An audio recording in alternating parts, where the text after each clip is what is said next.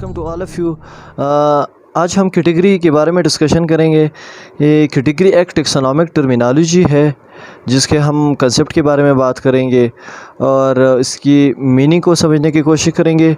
तो सबसे पहले डेफिनेशन की तरफ आते कि an abstract term which designates rank और level in a hierarchy classification. तो सबसे पहली बात तो ये हो गई कि ये एक एब्स्ट्रैक्ट टर्म है और एब्स्ट्रैक्ट की मानी है कि जिसका कोई फिज़िकल स्टेट ना हो, जिसका कोई फिज़िकल स्टेट नहीं होता है कैटेगरी का, लेकिन ये है कि ये हायरार्की क्लासिफिकेशन में क्या है कि एक रैंक या लेवल का हैसियत रखता है और एक रैंक या लेवल हायरार्की क्लासिफिकेशन में बना देता है, जिसमें कि हम टेक्सा को प्लेस करते हैं। यानी ये एक रैंक या लेवल होता है हायरार्की क्लासिफिकेशन में जिसमें हम टेक्सॉन या टेक्सा को प्लेस करते हैं। अब टेक्सॉन ये है कि कैटेगरी की बरगस वो एक फ़िज़िकल स्टेट उसका होता है और एक रियल या कंक्रीट बायोलॉजिकल ऑब्जेक्ट्स का नाम होता है जिसका एक स्पेसिफिक साइंटिफिक नेम होता है। वो साइंटिफिक नेम बाइनोमियल भी होता है in case of species level, in case of subspecies वो ट्राइनोमियल भी हो सकता है और in case of genus and इससे जो ऊपर कैटेगरीज़ है तो उसके लेवल पे वो यूनिनोमियल भी हो सकता है। तो कैटेगरी और टेक्सॉन को हम एक एग्जांपल से समझते हैं कि फॉर एग्जांपल स्पीसीज़ हो गया, तो स्पीसीज़ और जेनस दोनों क्या है, ये कैटेगरीज़ है। और कैनस लूपस जो है ये क्या है कि ये टेक्सॉन है जिसको हम क्या है कि स्पीसीज़ में प्लेस करते हैं। सही है, स्पीसी एक कैटेगरी हो गया, कैनस लूपस एक टेक्सॉन हो गया। इस तरह जेनस एक कैटेगरी है, कैनस उसमें एक जो है तो टेक्सॉन हो गया। खैर टेक्सॉन पे हम एक अलग डिस्कशन कर लेंगे। अब कैटेगरी का जो है तो 3 मेन टाइप्स होते हैं इसकी। स्पेसिफिक कैटेगरी वो होती है जो स्पीसी लेवल पे होते हैं, जो जिसको हम स्पीसी कहते हैं, तो स्पीसी स्पेसिफिक कैटेगरी वो हो गई। इंफ्रा स्पेसिफिक कैटेगरी, ये सब स्पीसी जो कैटेगरी है उसको हम इंफ्रा स्पेसिफिक कैटेगरी कहते हैं।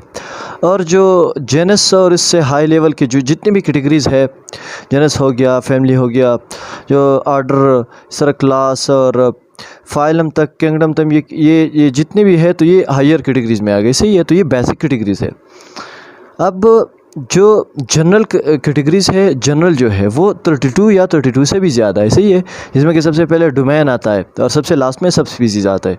तो दरमियान में जो है तो किंगडम, सुपर फाइलम, सब फाइलम, क्लास, सबसे सुपर क्लास आता है, इन्फ्रा क्लास आता है, ऑर्डर आता है, इन्फ्रा ऑर्डर आता है। सही है, तो ये जितने भी है तो ये 32 और मोर, ये इसको हम जनरल कैटेगरीज कहते हैं जिसमें कि हम टेक्सॉन को प्लेस करते हैं। सही है, लेकिन एक है मेजर कैटेगरीज जिसके को हम ऑब्लिगेटरी कैटेगरीज भी कहते हैं।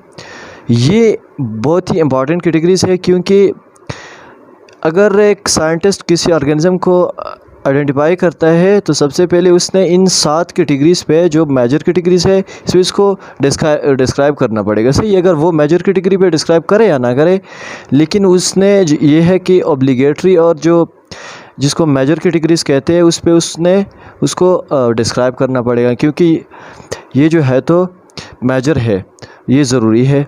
अब ये 7 इन नंबर है, किंगडम है, फाइलम है, क्लास है, ऑर्डर है, फैमिली है, जीनस, स्पीसीज़ सबसे जो है तो लास्ट है मेजर कैटेगरीज़ में या ऑब्लिगेटरी कैटेगरीज़ में।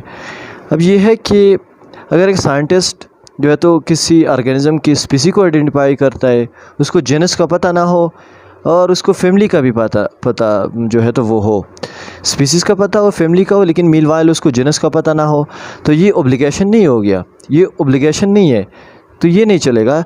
मेजर कैटेगरीज़ में अपने सारे जितने जो है तो एक ऑर्गेनिज्म ने अपने एक ऑर्गेनिज्म को आइडेंटिफाई किया तो आपने उस 7 मेजर कैटेगरीज़ पे उसको जो है तो डिस्क्राइब करना पड़ेगा।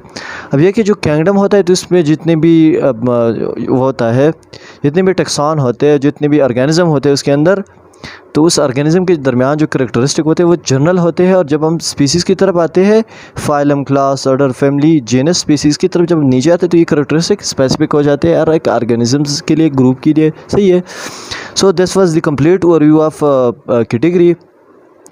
नेक्स्ट वीडियो में हम टेक्सॉन पे बात करेंगे। तो अगर कैटेगरी के बारे में किसी का कोई भी क्वेश्चन हो तो वो कमेंट सेक्शन में ज़रूर पूछिएगा। Will see you in the next video. Thank you.